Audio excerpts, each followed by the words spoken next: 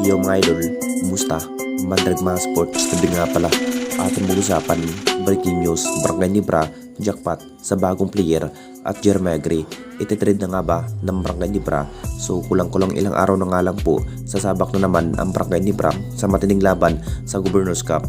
Ang makakarap ng ating Gin Kings, ang Phoenix LPG.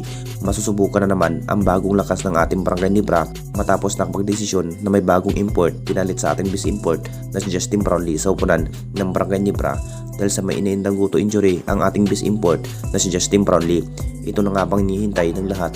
Posibleng may bagong player ang kanilang mahaharabat. Isa na nga ba ang gagawing trend ng Rin Orsian Last 2 Painters na si Kailan Chungson?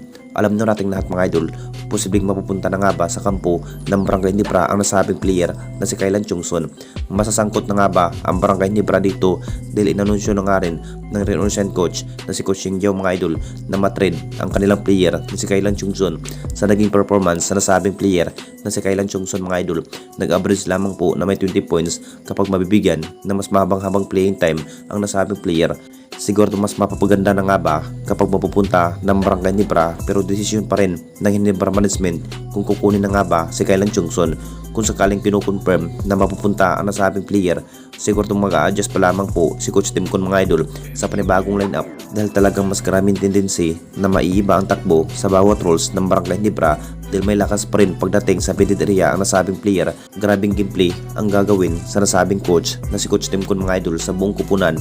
Mas magandang dapat gawin, mas lalo pang pinalakas ang Barangay Nibra ngayong Governors Cup.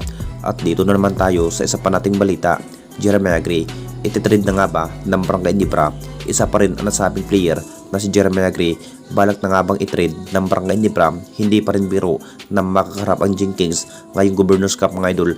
Grabing handa ang gagawin ng ating Barangay Nibra kung ano ang gagawin para sa nasabing player na si Jermagri. Kung bibitawan na nga ba ngayong season, mas lalo pang hinahandaan ng ating Barangay Nibra ang lineup. Kung titignan nating lahat, talaga bang mas karapat dapat na nga ba ito si Jermagri na manatili sa upunan ng Barangay Nibra na may ibubuga pa rin sa nasabing player pagdating sa outshot shooting?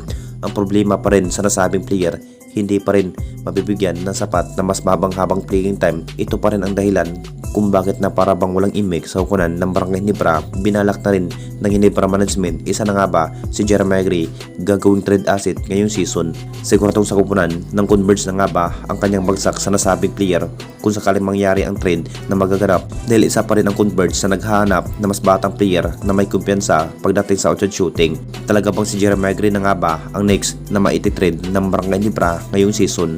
Anong masasabi ninyo mga idol tungkol sa ating video?